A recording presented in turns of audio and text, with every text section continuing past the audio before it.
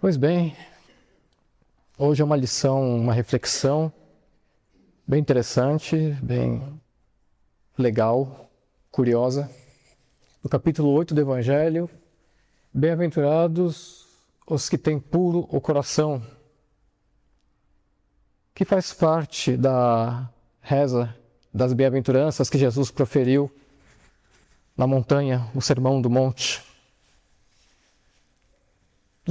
Dos itens 5 ao 7, pecado por pensamento e adultério. Que isso veio lá do Evangelho de Mateus. No capítulo 5, versículo por versículo, falamos os versos 25 ao 27, em destaque ao 27, em que aquele que cobiçar a mulher ou o homem do próximo estaria causando esse adultério, estaria pecando. Quem tivesse esse desejo, essa atração carnal pelo cônjuge do outro. Que ele havia pego disso lá do Velho Testamento de Moisés. E então chegou Jesus e trouxe um significado muito mais amplo, mais abrangente, que é necessário que nós tenhamos uma mente mais aberta para compreender o que ele quis dizer. Que nesse caso, pecar por adultério seria ir contra as leis divinas. Mas vamos entender primeiramente o que é o pecado. Pecado vem da nossa língua materna, o latim, que era peccatum, do particípio passado, que era peccare, que significava simplesmente tropeçar, dar um passo em falso. Ou, em outras palavras, errar, cometer um equívoco. Simples. Então, quando nós cometemos esse adultério, seria quando nós acabando saindo desse caminho ao qual nós conseguimos alcançar, esse caminho de luminosidade, de positividade de Deus, e assim estaríamos então traindo a relação com Deus. Então, a grosso modo, imaginemos como se nós estivéssemos casados com aquilo que Deus representa.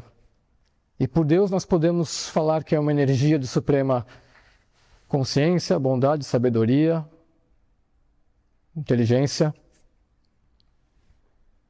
Então, quando nós estamos em adultério com o Pai, nós estaremos rompendo esse pacto.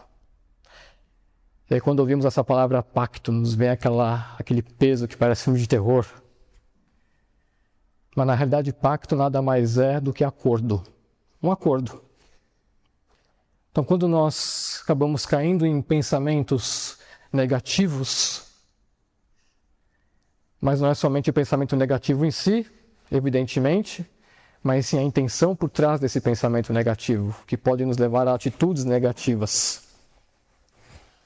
Aí nós estaremos cometendo esse erro, que seria romper com esse acordo com o nosso Pai. Mas aí vem aquela questão, mas meu Deus, é impossível, como é que eu vou me policiar 24 horas por dia? Porque durante o dia a dia nós somos condicionados e compelidos a ter pensamentos involuntários negativos. Acontece, na realidade a qual nós vivemos.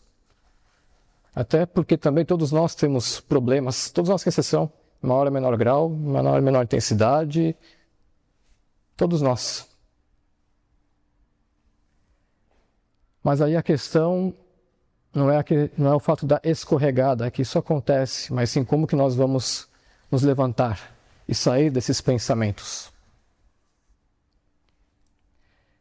E aí entra a tal da autovigilância, o autopoliciamento,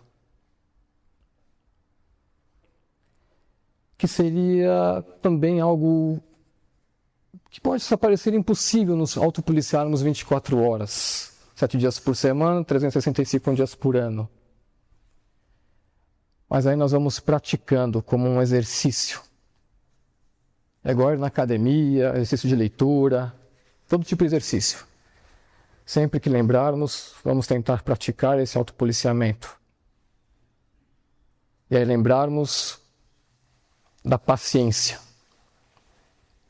A paciência. Mas qual é a definição? O que significa de fato a paciência? Há um livro muito conhecido, não é espírita, mas é de autoajuda, só que é muito bom, se chama O Monge e o Executivo, em que lá o autor traz a definição da paciência como demonstrar autocontrole. Simples. Quer dizer, em teoria é simples, na prática a coisa muda um pouco. Porque na hora do vamos ver, esse autocontrole parece que nos escapa. Aí entraria essa tal da autovigilância. Então, por exemplo, quando nós vemos alguma situação, seja na rua, no trabalho, em qualquer lugar, multidão, não importa. Aí nós vemos uma discussão, uma briga, um acidente. É claro que quando há alguém precisando de auxílio e nós podemos ajudar, nós fazemos. Mas para tudo aquilo que está fora do nosso alcance, fora do nosso controle, é simplesmente seguirmos os nossos caminhos. Porque muitos de nós já passamos por isso, de ficarmos, nossa, aconteceu algo ali, ficamos como curiosos. O que será que está acontecendo? Algo que não tem absolutamente nada a ver com a nossa pessoa, mas nós queremos olhar, queremos observar. Sem muitas vezes perceber o quanto que aquilo também acaba nos contaminando energeticamente. Ficar vendo uma situação que foge da normalidade de outras pessoas. E aí, nós lembrarmos que tudo também vem das emoções. Que essas situações atípicas são causadas pelas emoções. Sendo que filosofias e fés orientais falam em relação a isso o seguinte, que é preciso com que nós controlemos as nossas emoções ou elas irão nos controlar. Que é também outra coisa tão difícil quanto a tal da paciência, que é o autocontrole. Mas aí vem a questão da prática, como havia falado. Então, quando nós vemos essa situação, simplesmente pensamos, eu não preciso me contaminar com isso. Eu não preciso receber essa carga energética para mim. Não há necessidade. Para quê? Vou ficar mais desgastado. Às vezes, ficar mais desgastado do que já estou, ou do que já estamos.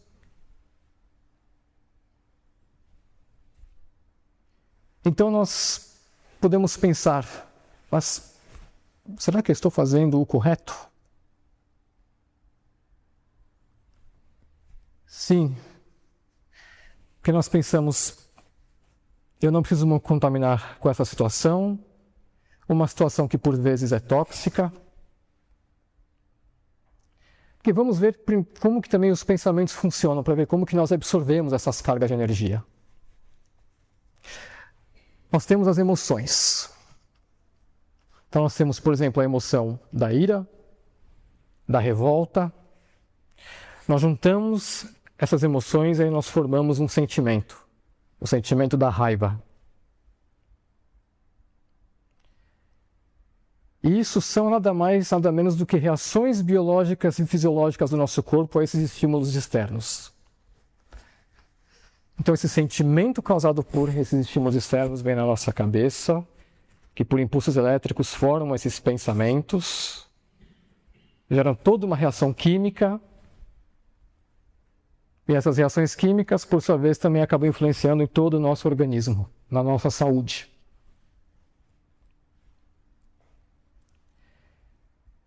E aí também parafraseando o filósofo Leandro Carnal, quando numa situação dessas, por exemplo, em que tal pessoa que nós estamos vendo, que está fora da normalidade, está em desequilíbrio, ela vem querer fazer com que nós participamos dessa situação, querer arrumar algum problema, alguma confusão conosco. E é o mesmo da situação com a qual nós não temos nada a ver, é a mesma coisa. Que ele fala o seguinte, como minha avó dizia, não dê tambor para maluco tocar. Às vezes é difícil, porque parece que o que a pessoa fala pega no nosso íntimo. Dói. Mas se conseguirmos, naquele tal de autocontrole, refletirmos um pouco naquele momento, no afã da emoção, e vermos que os benefícios, por nós simplesmente, irmão, quer saber? Dar as costas e ir, a paz interior para nossa mente e para nossa alma vale muito mais a pena do que alimentar aquilo, ficar alimentando como lenha na fogueira.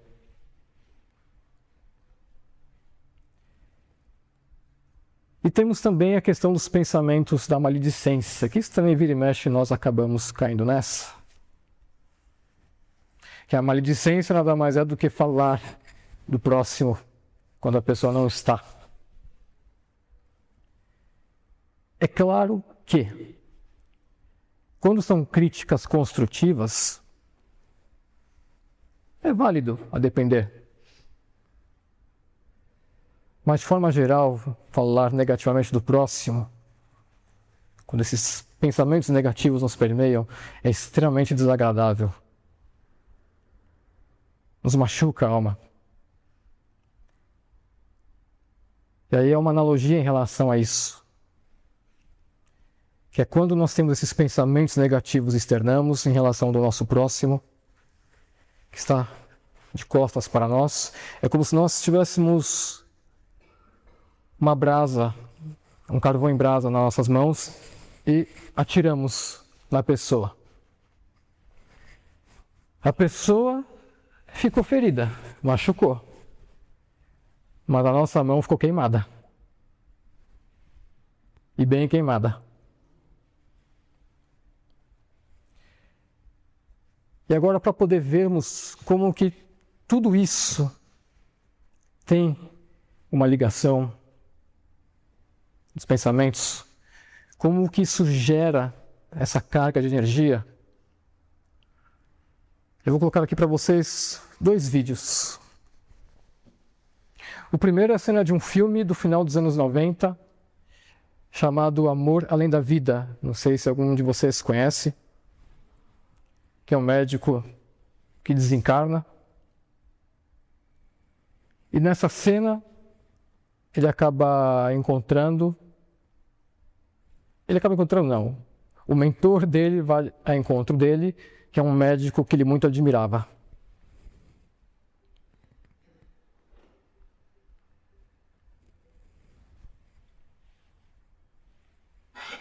Vem, cara. Esse é o médico e o que abraçou ele é o desencarnado, o mentor. Tu tá bacana o seu. Não, lugar bacana o seu aqui. Viu? Claro, você está fazendo tudo isso. É difícil. Por quê? Sua mente, cara. Ela acontece, acontece. Você acha de verdade que você é só isso? Como se esquecesse da sua casa.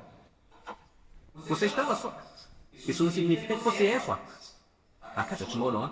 Você se levantou e saiu. Mas parece que me reconstruí. Ver o seu corpo porque gosta de ver um. Nós vemos aqui o que escolhemos ver. Deixa eu te mostrar uma coisa.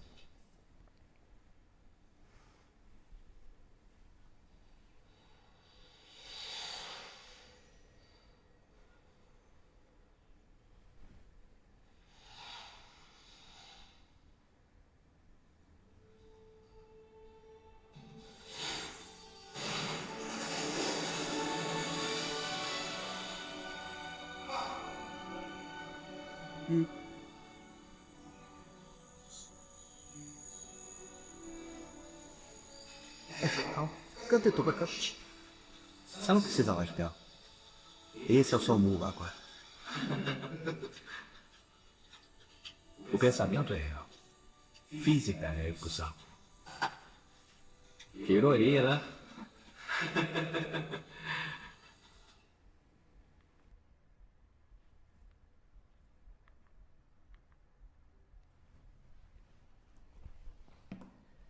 O que os roteiristas quiseram dizer disso aí, de que pensamento é real, física é ilusão? É desmerecendo o material?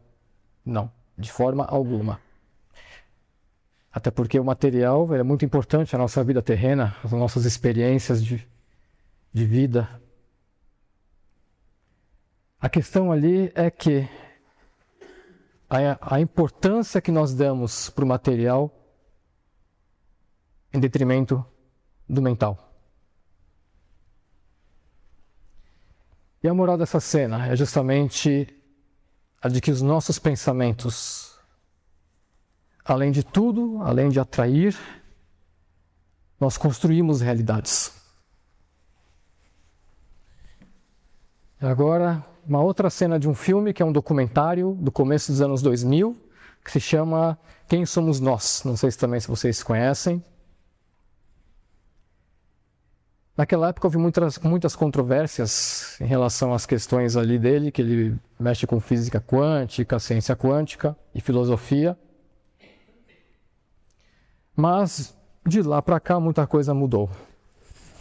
E hoje ele já é amplamente aceito, já é um consenso. Peraí.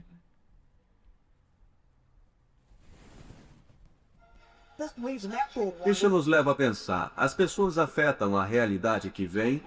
Pode apostar que sim. Nós afetamos a realidade que vemos. Mesmo que tentemos nos esconder e nos façamos de vítima. Todo mundo afeta. Nossa exposição do metrô veio do Japão, do Sr. Masuno Esumoto. O Sr. Emoto ficou muito interessado na estrutura molecular da água e o que acessa. A água é o mais receptivo dos 4 elementos. O Sr. Emoto pensou que talvez ela pudesse responder a eventos não físicos. Então ele fez uma série de estudos, aplicou estímulo mental e fotografou com um microscópio. Essa é a foto da água da represa de Fujiwara. E essa foto é da mesma água, depois de receber uma bênção de um monge do Zen budismo.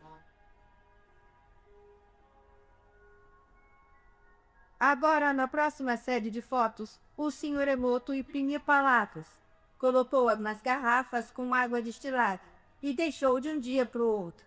Essa foto era da água destilada pura. Essa é sua essência. As próximas fotos, como podem ver, são todas diferentes. Esta é o Kigogo. Vamos nos aproximando aqui do obrigado. E pode ver onde colocou as palavras aqui no vidro. Se soubessem ler japonês, já saberiam disso. Agora o Sr. Emoto diz que o pensamento ou a intenção é a força que criou tudo isso. Você me dá dor. Última. Menos as moléculas da água, é claro. É fascinante pensar que 90% do nosso corpo é feito de água. Que do amor. Te faz pensar, faz. Se pensamentos podem fazer isso com a água, imagine o que pode fazer Bruce.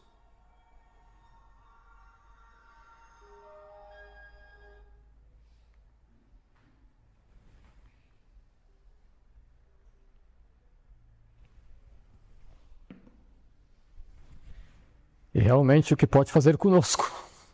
Muitas vezes nós não nos damos conta disso. Nós nos damos conta muitas vezes, por exemplo, quando vamos ao médico. Às vezes dá aquela gastrite, temos uma enxaqueca, entre outros problemas de saúde. Os pensamentos, com esses pensamentos, nós podemos moldar criar a nossa realidade material, logicamente que assim parado seria o mesmo que a fé sem ação. Com a nossa atitude, nós conseguimos criar a nossa realidade. E no mundo espiritual, a qual a realidade é ainda mais voraz, imaginem o que nós não somos capazes de criar com as energias. O que nós não somos capazes, o que nós não criamos, o que nós não plasmamos, que é moldar, como se fosse uma escultura. Daí então fica a questão nas nossas mentes. Queremos nos deixar abatermos, por vezes, nos nossos pensamentos negativos, ou sempre que percebermos o erro, voltarmos com a nossa relação mais íntima que nós escolhemos para com Deus, que é o que nós podemos considerar por caminho sem volta. Que eu falei, vira e mexe, nós vamos acabar traindo. Só que aquela traição momentânea, aquela que nós todos vamos tropeçar de vez em quando. Mas o importante é sempre corrigir o rumo. E aí é que entra o tal do aventurados com puro de coração. Quando nós adquirimos esse caminho de amadurecimento, de discernimento, sabedoria nas nossas mentes, nós vamos consequentemente evoluindo a nossa alma, que é o nosso espírito encarnado. E assim agora vamos mentalizar, vamos exercitar esses nossos pensamentos, as vibrações. Vamos vibrar por todos os locais onde esteja havendo necessidade,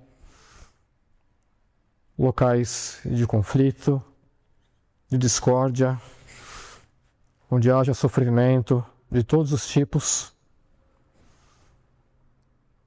onde hajam os desastres, pessoas feridas, irmãos, animais. Vibremos em especial, em particular, ao nosso país, a toda a fauna, a todas as pessoas aqui as quais estejam em situação de abandono, que estejam em desespero, em depressão, as doenças da mente. Vibremos para todas as instituições filantrópicas, os hospitais, as UTIs, ausentes daqueles que observam os familiares, aos que estão para partir e aos que estão em recuperação.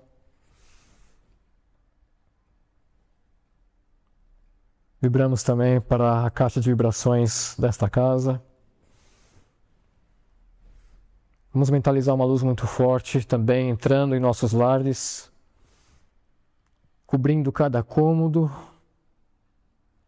cada ente nosso. Da mesma forma, os animais que nós temos em família.